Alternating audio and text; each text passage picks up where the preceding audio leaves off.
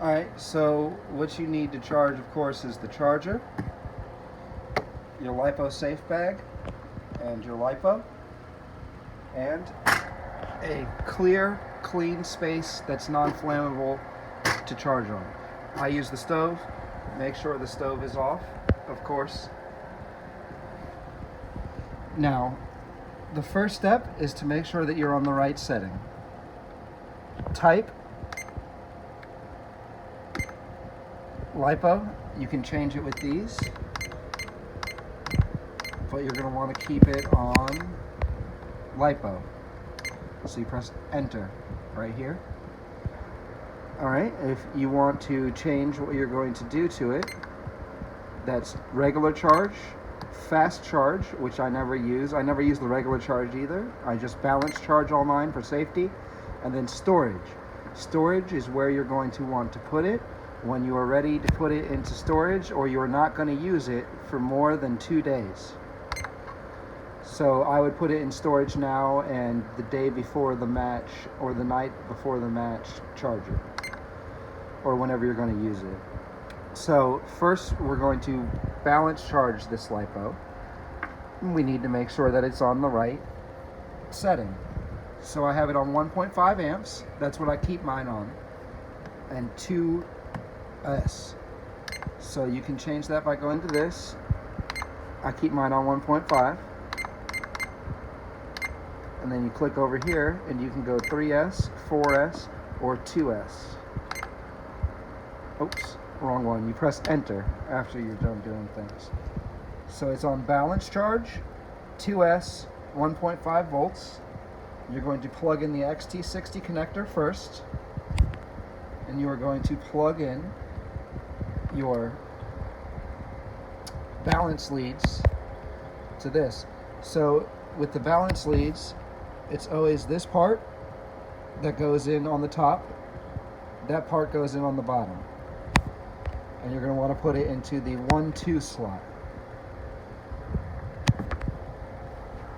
Then to start the charge, you're going to press this. And you have to press it pretty quickly after that, or else it will reset itself. Now this battery is almost all the way charged, so it's going to get up to 8.4 real quick. And as it gets up, the amperage is going to drop because it's finishing off the balance really nicely.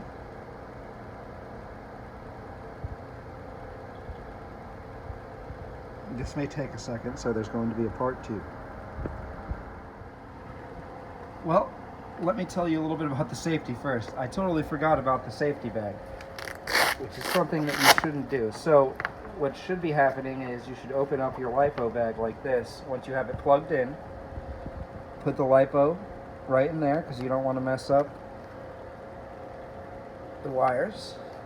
And then you close it and move it to your non-flammable surface. Now, at any point, if you hear any noises or feel any heat coming off of your battery, that means that the battery is having an issue and you shouldn't be using it anymore. And you should figure out how to dispose of it at your local hobby shop. Now, if we come up here, we are back to 0.2 amps, which means it's about to start wrapping up pretty soon. And once it does, it'll let off a noise, which you should be hearing here in a second. It takes a little bit of time. Don't think we'll have to do a part 3, but we might.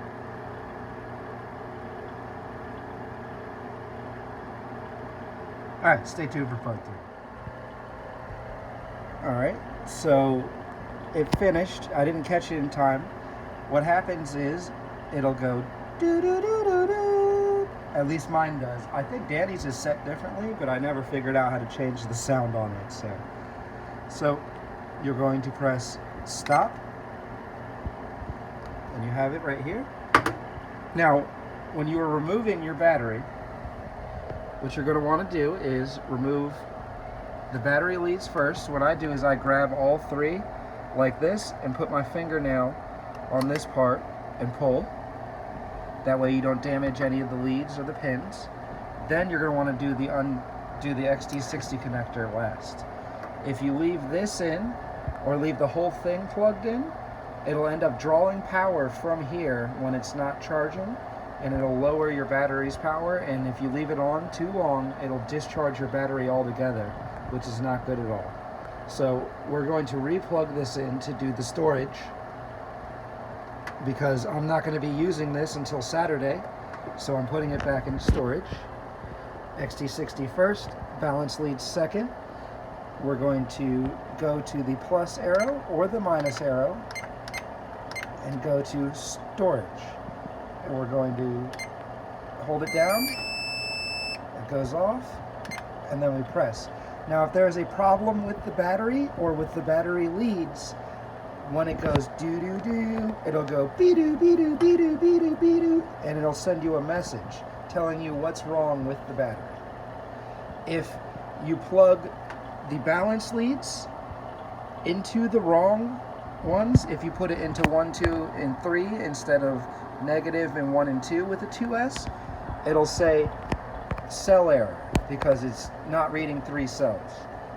So make sure you plug it into the right spot, make sure you check for heat, make sure that you have it on the low amps, 1.5, that's the highest you ever want to go, and make sure that you have it set for the proper thing, and it will let you know if you don't.